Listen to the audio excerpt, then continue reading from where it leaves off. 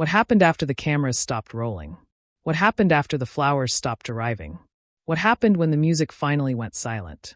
If you thought the story of Ann-Margret and Elvis ended with a deleted scene and a funeral, you don't know the half of it. Because what came next, the 50 years of silence, the whispered confessions, the deathbed promises, and the secret that Ann-Margret kept locked away until she was well into her 80s. This is the story that nobody expected. This is the story that changes everything we thought we knew about Elvis Presley, Ann-Margret, and what it really means to love someone across decades, across marriages, across the divide between life and death itself. August 15th, 1977. Ann-Margret was preparing for her opening night at the Las Vegas Hilton. She was standing in her dressing room, adjusting her costume, running through the set list in her mind, doing all the familiar rituals that performers do before stepping onto a stage. But something was wrong. Something was missing. The flowers hadn't arrived. For 10 years, every single time Ann-Margret had opened a show in Las Vegas, an elaborate floral arrangement would be waiting for her. Red roses shaped like a guitar, always without a card, always from Elvis. It was as reliable as sunrise, as constant as the desert heat. And suddenly, inexplicably, they weren't there. Ann-Margret felt it immediately, that cold clutch of dread in her stomach that tells you something terrible has happened before your conscious mind has caught up to the reality. She knew Elvis would never forget. In all the years since their affair had ended, through his marriage to Priscilla, through his divorce, through all the chaos and excess and decline of his final years, he had never once forgotten to send those flowers. They were his promise, his way of saying he remembered, he cared, the connection was still there. And if the flowers hadn't arrived, then something was desperately wrong. The next morning, August 16th, 1977, the phone call came. It was Joe Esposito, one of Elvis's closest friends and members of the Memphis Mafia. His voice was shaking. Elvis was gone. He had been found dead at Graceland. He was 42 years old. Ann-Margret's husband Roger Smith was standing beside her when she took the call.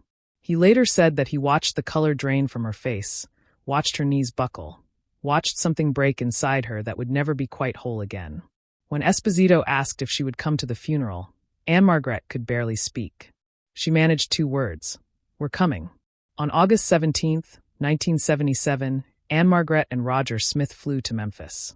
The funeral was being held at Graceland, and only a select few from Elvis's life were invited inside. The world was mourning. Over 3,000 floral arrangements had been sent to Graceland, so many that they covered the lawn and lined the driveway and filled every available space. The outpouring of grief was unlike anything Memphis had ever seen. Over 50,000 fans lined the streets, hoping for a glimpse of the funeral procession. It was a media circus, a cultural moment, a testament to the impact Elvis Presley had on the world. But inside Graceland, away from the cameras and the crowds, a much more intimate grief was unfolding. Ann-Margret was one of the only actresses from Elvis's Hollywood years to be personally invited by the family. Priscilla herself had made sure Ann-Margret was included on the guest list. It was a remarkable gesture, given that Priscilla had spent years being intensely jealous of Ann-Margret, knowing that Elvis had loved her in a way that was different from how he loved anyone else. But in death, there was no room for rivalry. Priscilla knew that Ann-Margret had meant something profound to Elvis, and she respected that enough to want her there.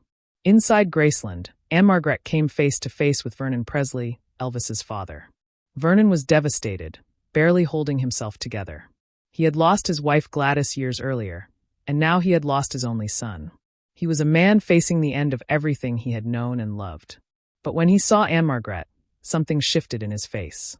He approached her, embraced her, and in that embrace, he whispered something that Ann-Margret would carry with her for the rest of her life. "He was so proud of you," Vernon said. "He never stopped loving you."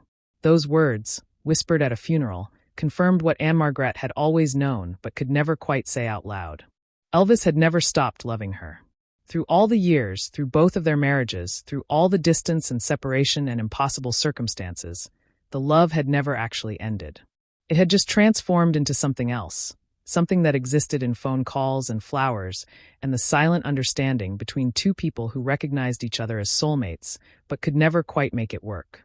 Vernon's words gave Ann-Margret something precious. Validation that what she had felt, what she had remembered, what she had treasured all these years was real. It wasn't nostalgia or romanticized memory or wishful thinking. It was real, and Elvis had felt it too, right up until the very end. She stood in that funeral home, looking at Elvis lying in his casket, looking so young despite everything, and she thought about the deleted scene, the one she still couldn't bring herself to watch. She thought about today, tomorrow, and forever, and how those words had been more prophetic than either of them could have imagined when they sang them to each other in 1964. The funeral was unbearably sad. Lisa Marie, Elvis's 9-year-old daughter, was there, trying to understand why her father was gone. Priscilla was there, grieving the man she had loved even though their marriage had ended. The Memphis Mafia were there, the men who had been Elvis's constant companions, his brothers in everything but blood. And Ann-Margret was there, representing a part of Elvis's life that most people knew about only through rumors and speculation. She maintained her dignity, her discretion, even in grief. She didn't speak to the press. She didn't give interviews. She simply paid her respects and returned to Los Angeles, carrying the weight of Vernon's words and her own private sorrow. What nobody outside of Ann-Margret's inner circle knew was just how deeply Elvis's death affected her. Roger Smith watched his wife go through a grief that was complicated and profound. He had always known about Elvis. From the moment he started dating Ann-Margret in the mid-1960s, he knew that Elvis Presley held a special place in her heart. And to his eternal credit, Roger never tried to compete with that or diminish it or pretend it didn't exist. He understood that what Ann-Margret and Elvis had shared was something rare and real, and it didn't threaten his own relationship with her because it existed in its own separate space. Roger and Ann-Margret had married exactly 1 week after Elvis married Priscilla in 1967. The timing was not coincidental. It was as if both Elvis and Ann-Margret had needed to move forward with their lives, to make their final choices, to commit to the paths they had chosen even though another path had beckoned. Roger Smith had been Ann-Margret's manager before he became her husband, and he remained her biggest supporter, her rock, her safe harbor for 50 years. Their marriage was, by all accounts, genuinely happy and deeply loving. But Roger understood that loving Ann-Margret meant accepting that a piece of her heart would always belong to the king of rock and roll. When Elvis died, Roger held his wife as she wept. He listened as she told him stories about Elvis that she had never fully shared before. He understood that this wasn't just about losing an old flame or a former co-star. This was about losing someone who had understood her in a way that very few people ever would. Someone who had seen the real Ann-Margret underneath the bombshell image. Someone who had recognized her as a fellow performer living in the strange, isolating world of massive fame. In the years following Elvis's death, Ann-Margret continued her career with remarkable success. She won Emmy Awards for her television work. She was nominated for Academy Awards. She proved herself to be not just a sex symbol from the 1960s, but a serious, talented actress with staying power. But she rarely spoke publicly about Elvis. When interviewers would ask about Viva Las Vegas or their relationship, she would smile and give vague, pleasant answers that confirmed nothing and revealed nothing. She protected Elvis's memory and her own privacy with fierce determination. What the public didn't know was that Ann-Margret was also facing her own battles at home. In 1965, just 2 years into their marriage, Roger Smith was diagnosed with myasthenia gravis, a rare neuromuscular disease that causes progressive muscle weakness. The diagnosis was devastating. Roger had been a successful actor himself, star of the television series 77 Sunset Strip, but the disease forced him to retire from performing. For 20 years, the myasthenia gravis was debilitating. Roger struggled with basic physical tasks. Some days he couldn't walk. Many days he was in pain. Ann-Margret became not just Roger's wife, but his primary caregiver.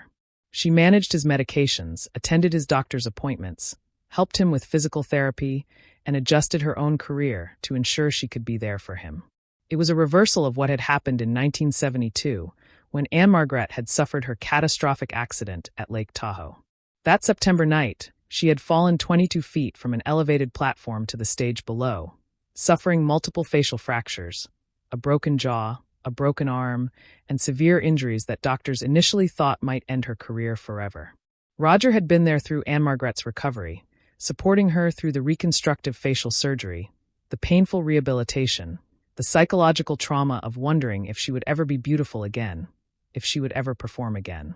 And when the tables turned and Roger became the one who needed care, Ann-Margret never hesitated.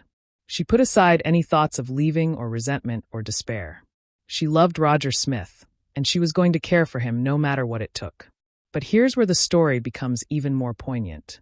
During some of Roger's worst years with the disease, Elvis was still alive and still sending those flowers. Elvis knew about Roger's illness. Elvis knew what Ann-Margret was going through.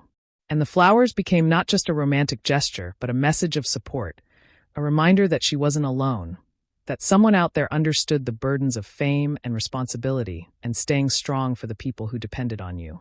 The flowers were Elvis's way of saying, "I see you. I know what you're carrying. I'm proud of you." In 1985, Roger's myasthenia gravis went into remission. It was a medical miracle, the kind of thing that doctors couldn't fully explain. The disease that had controlled his life for 2 decades simply receded. Roger regained much of his strength and mobility. He would never be completely free of the condition. He would live with it until his death in 2017 at age 84. But the remission gave him and Ann-Margret years of relative normalcy, years where they could travel and enjoy their life together without the constant shadow of debilitating illness. Through all of this, Ann-Margret maintained her silence about Elvis. She published her memoir in 1994, 17 years after his death, and even there she was careful and measured in what she revealed. She called Elvis her soulmate. She acknowledged the depth of their connection. She admitted that what they had shared was real and powerful and impossible. But she never betrayed his confidence. She never revealed intimate details that would have been sensational but disrespectful. She treated their relationship with the same care and discretion in writing about it that she had maintained while living it. What she wrote in that memoir, though, was enough to give the world a glimpse into something profound. "We were indeed soulmates, shy on the outside but unbridled within," she wrote. "We both lived on the edge, and we both were self-destructive in our own ways. In many ways we were alike. Years later, I would struggle to save myself. I only wish I could have saved Elvis." That last line haunted readers.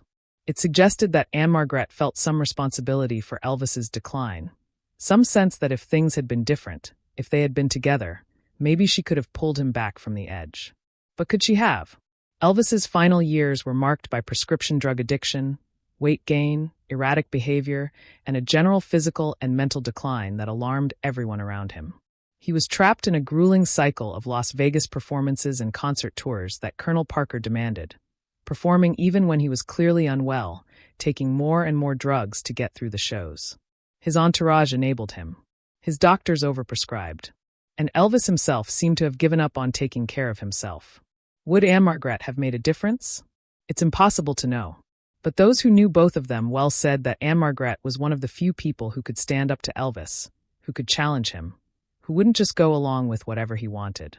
She was strong-willed and independent in a way that Priscilla, who had been shaped and molded by Elvis from such a young age, could never quite manage.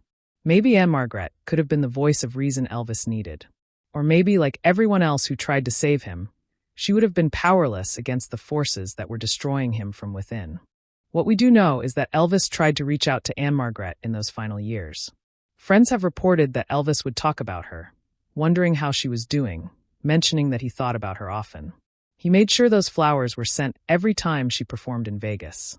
There are accounts of Elvis attending some of Ann-Margret's Vegas shows in the 1970s, sitting quietly in the audience, watching the woman he had loved light up the stage with that same electric energy that had first captivated him in 1963. He never went backstage. He never tried to restart anything. He just watched and remembered and kept his feelings to himself. In her memoir, Ann-Margret revealed something that many people found heartbreaking. Elvis had called her in the months before his death.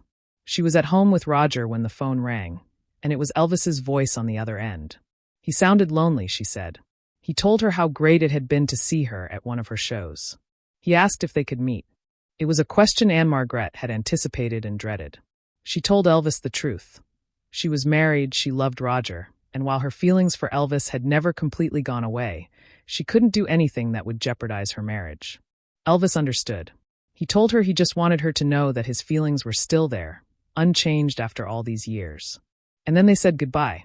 That phone call, one of the last communications between them, encapsulates the tragedy of their relationship. Two people who genuinely loved each other, who recognized each other as soulmates, who had chemistry and connection and understanding, but who could never quite make it work because of timing, circumstances, and commitments to other people. It's a love story, but not the kind with a happy ending. It's the kind that leaves you wondering what might have been, what could have happened if just a few things had been different.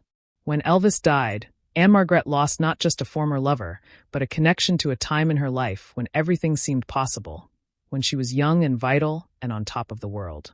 Elvis represented the 1960s for her, that golden moment before accidents and illnesses and aging and loss became the defining realities of life. His death marked the end of an era, not just in rock and roll history, but in Ann-Margret's own personal history. In the decades since Elvis's death, Ann-Margret has become a legend in her own right. She's one of the few performers from the 1960s who has maintained both her career and her dignity, who hasn't descended into bitterness or gossip or tell-all exploitation. She's worked consistently, taken challenging roles, earned the respect of her peers, and lived a life that balances public performance with private discretion. She has been a devoted wife, a caring stepdaughter to Roger's 3 children from his previous marriage, and a professional who shows up, does the work, and maintains her standards. When Roger Smith died in 2017, Ann-Margret lost her partner of 50 years. The grief was immense, but she handled it with the same grace she had shown throughout her life. She took time to mourn privately, and then she went back to work. Because that's what performers do. They keep performing, even when their hearts are breaking, even when the losses pile up, even when the world seems darker than it used to be. It's what Elvis had done, what Ann-Margret had learned from him all those years ago. You show up. You give the audience what they came for. You keep the pain private and the performance public. Now in her 80s, Ann-Margret has begun to speak a bit more openly about Elvis, though she still maintains her essential discretion. In recent interviews, she has revealed things that fans never knew. She has talked about promises she and Elvis made to each other in 1964, private vows that they would always care about each other no matter what happened. She has mentioned a note that Elvis sent her 3 weeks before his death, a note whose contents she has never fully disclosed, but which she treasures as one of her most precious possessions. She has confirmed what many people suspected, that Elvis was the great love of her life, even though Roger Smith was her husband and her rock for 50 years. These revelations have caused some controversy. Some people think Ann-Margret is finally cashing in on her connection to Elvis, using his name for publicity now that both Elvis and Roger are gone. But those who know Ann-Margret's history, who understand how fiercely she has protected Elvis's memory for over 60 years, see it differently. They see a woman in her 80s looking back on her life and deciding that some truths deserve to be told before it's too late. They see someone who has earned the right to talk about the most significant relationship of her life on her own terms. Ann-Margret has also finally addressed, in her own way, why she still can't watch that deleted scene from Viva Las Vegas. In a recent interview, she elaborated on her famous quote about some things being too beautiful to look at twice. She explained that watching that scene would force her to confront emotions and memories that she has carefully managed for over 6 decades.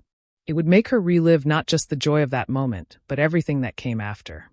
The impossible choices, the years of separation, Elvis's decline and death, and all the what-ifs that haunt anyone who has lost someone they deeply loved. When I watch other scenes from that movie, I see 2 young performers who had chemistry, she said in one interview. But that particular scene, I see 2 people who were in love and didn't know how to save what they had. I see promises that couldn't be kept and a future that couldn't happen. And I don't need to watch it to remember. I remember it perfectly. Maybe too perfectly. That statement reveals something essential about Ann-Margret's relationship with the Elvis she knew and loved. She doesn't need video footage or photographs or memorabilia to remember. It's all still there, vivid and immediate, as real now as it was in 1964. The deleted scene isn't just a piece of film footage for her. It's a time capsule of a moment when 2 people looked at each other and saw forever, before reality intervened and taught them that forever is more complicated than a song lyric. What makes Ann-Margret's story so compelling isn't just her connection to Elvis Presley, though that's certainly part of it. What makes it compelling is what she represents. A woman who loved deeply, more than once, in different ways, and who navigated the complexities of those loves with remarkable grace and dignity. She loved Elvis, but she married Roger. She grieved for Elvis, but she cared for Roger through decades of illness. She treasured the memory of Elvis, but she never betrayed Roger's trust or made him feel like second choice. She managed to honor all of her feelings without dishonoring any of the people involved. It's a difficult balance, and Ann-Margret made it look easy, though it certainly wasn't. There must have been moments of doubt, moments when she wondered if she had made the right choices, moments when the grief for Elvis threatened to overwhelm her commitment to Roger. But she held firm. She kept her promises. She lived with integrity even when it was painful. In 2025, at 84 years old, Ann-Margret made a rare public appearance at the Cinecon Classic Film Festival, where she received a Legacy Award for her contributions to cinema. She looked radiant, still possessing that indefinable quality that had made her a star 65 years earlier. During a brief interview at the event, she was asked one more time about Elvis. She smiled, that same enigmatic smile she had been giving interviewers for decades, and said something that stopped everyone in their tracks. "Elvis taught me that love doesn't always look the way you think it should," she said. "It doesn't always end in marriage or happily ever after. Sometimes love looks like flowers sent for 10 years. Sometimes it looks like phone calls in the middle of the night. Sometimes it looks like knowing when to let go and knowing when to hold on to the memory. Elvis and I loved each other the only way we could, given who we were and the circumstances we lived in. And I have no regrets about any of it. Not the beginning, not the ending, and certainly not the love itself." It was perhaps the most honest thing she had ever said publicly about her relationship with Elvis. And it reframed their entire story. This wasn't a tragedy. This wasn't a cautionary tale. This wasn't even really a story about what might have been. It was a story about what actually was a deep, real, lasting love that existed outside the conventional boundaries of relationships, that survived marriages and distance and even death, that transformed over the years but never truly ended. Ann-Margret's refusal to watch the deleted scene now seems less like avoidance and more like a conscious choice to preserve something sacred. She has that scene in her memory exactly as it was, untainted by the knowledge of what came after, unmarred by the sadness of loss. It exists for her as a perfect moment, frozen in time, when she and Elvis were young and in love and singing about forever.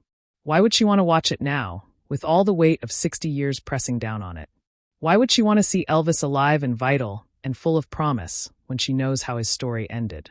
Why would she want to be reminded that they sang about today, tomorrow, and forever, when they only got one of those things? The deleted scene represents everything Ann-Margret has chosen not to do with her memories of Elvis. She hasn't commodified them. She hasn't exploited them.